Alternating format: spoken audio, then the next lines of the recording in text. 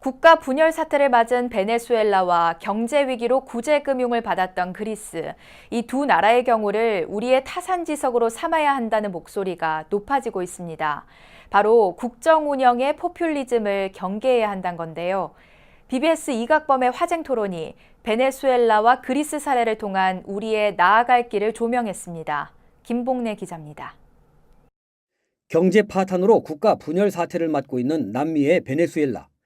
10년 전 경제 위기를 구제 금융 덕분에 가까스로 넘었지만 여전히 불안한 유럽의 그리스.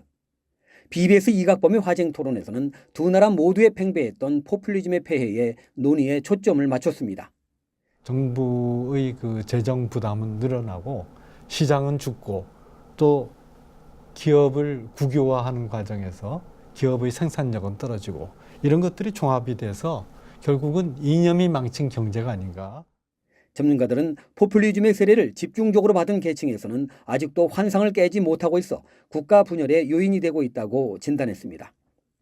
권순할 펜앤마이크 논설 주간은 국민의 94%가 빈곤층, 60%가 극빈층으로 전락한 베네수엘라는 20여 년간 진행된 포퓰리즘 사회주의의 처참한 실패라고 지적했습니다. 2014년부터 이 국제유가가 급락하기 시작하고 특히 2016년 1월에부터 $30 이하로 배럴당 $30 이하로 떨어졌거든요. 그 정도 떨어지면 경제구조를 바꿔야 되는데 그동안 해오던 관행과 습성 때문에 바꿀 수가 없는 거죠.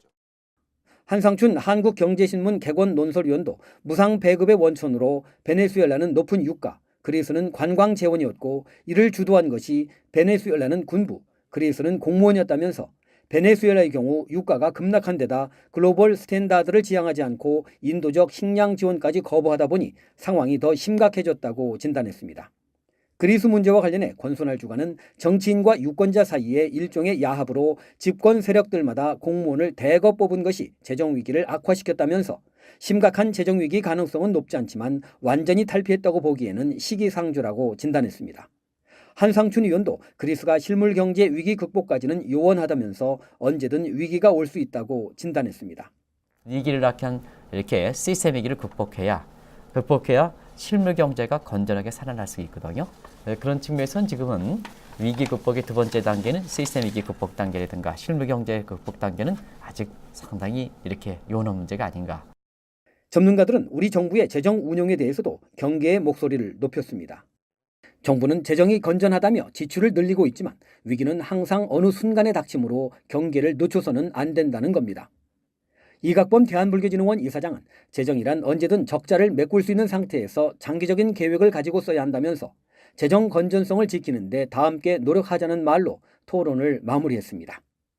BBS 뉴스 김봉래입니다.